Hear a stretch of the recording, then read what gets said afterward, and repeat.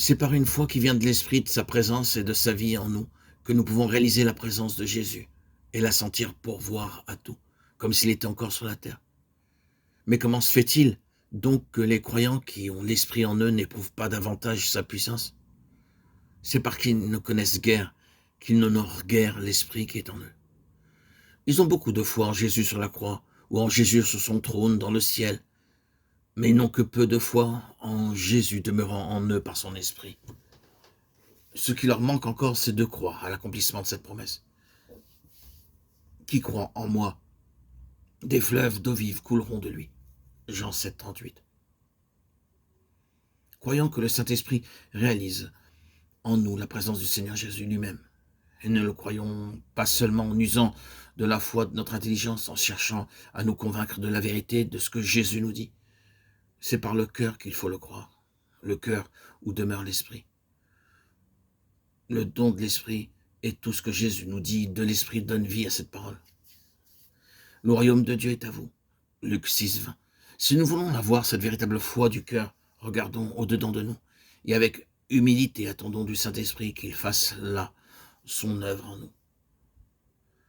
Pour comprendre ces choses, pour recevoir cette foi qui vient de la vie et de la puissance de l'Esprit, évitons ce qui s'oppose à l'action de l'Esprit, redoutons surtout la volonté et la sagesse humaine. Nous sommes encore enveloppés de la chair qui voudrait toujours recourir à ses propres sources pour servir Dieu, et même aussi pour user de foi. Il faut que toute pensée soit amenée captive, 2 Corinthiens 10, 5. Non seulement toute pensée mauvaise, mais encore toute pensée qui nous détournerait de tout attendre de l'Esprit.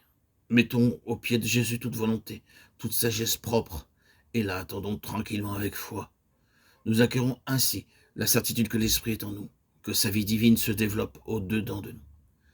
Si nous l'honorons ainsi, si nous renonçons à agir par nous-mêmes pour compter sur lui, il ne nous laissera pas confus. Il fera réellement son œuvre en nous. Il fortifiera d'une force nouvelle notre vie intérieure. Il nous donnera une foi vivante. Il nous révélera la présence de Jésus de jour en jour. Nous éprouverons que Jésus intervient lui-même dans tout ce qui nous concerne. Et nous en aurons tout autant de certitude et de joie que s'il était visiblement avec nous sur la terre. Nous en aurons même une conviction plus intime encore. Oh Seigneur Jésus, oui, je me réjouis de ce que tu n'es plus ici-bas. Je te remercie de ce que tu te manifestes à tes disciples par des rapports encore plus réels, plus intimes, plus tendres et plus efficaces que si tu étais sur la terre.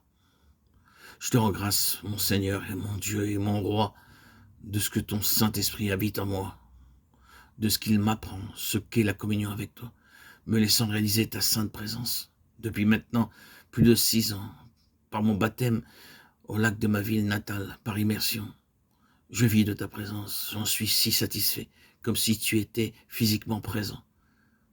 Ton Saint-Esprit est une personne vivante, agissante à travers moi, qui a pris possession de moi et qui fait de moi un être joyeux,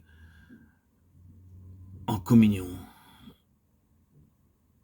à ta parole.